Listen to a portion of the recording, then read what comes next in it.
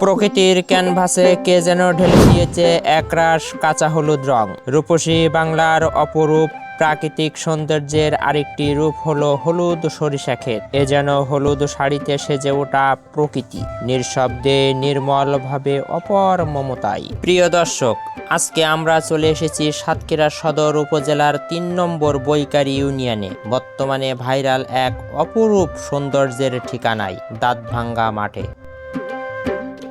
হালকা বাতাসে দুলে ওঠা হলুদ ফুলগুলো মনে করিয়ে দেয় বাংলার চিরচেনা শান্ত গ্রামীণ জীবন। যান্ত্রিকতার এই যুগে এমন দৃশ্য আমাদের আত্মাকে প্রশান্তি দেয়।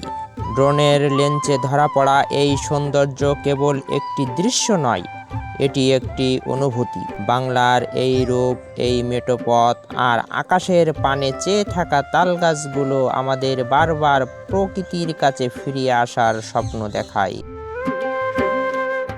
পথের ধারে এক পায়ে দাঁড়িয়ে সেই নিঃসঙ্গ তালগাছ, আর মাঠের ঠিক মাঝখানে বুক চিতিয়ে দাঁড়িয়ে আছে আরও 2টি তালগাছ।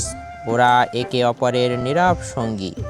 ঋতু বদলায়, মাঠের রং বদলায়, কিন্তু এই প্রহরীদের আভিজাত্য থেকে যায় অমলিন। ওরা যেন এই প্রান্তরের শাশ্বত অভিভাবক। এই হলুদ সমুদ্রকে দ্বিখণ্ডিত করে বয়ে গেছে একটি মেঠোপথ। পিচ ঢালা নগরের ব্যস্ততা এখানে এসে থমকে দাঁড়ায়। এই আঁকাবাঁকা রাস্তাটি যেন কোনো এক ফেলে আসা শৈশবের গল্প। ধুলোমাখা এই পথ ধরে হাঁটলে আজও মাটির গন্ধ পাওয়া যায়। সরিষা ক্ষেত শুধু একটি ফসলের মাঠ নয়, এটি রূপসী বাংলার সৌন্দর্য, এটি আমাদের শেকড়ের গল্প, এটি প্রকৃতির নীরব ভালোবাসার প্রকাশ। ভিডিওটি ভালো লেগে থাকলে লাইক, কমেন্ট এবং শেয়ার করতে ভুলবেন না।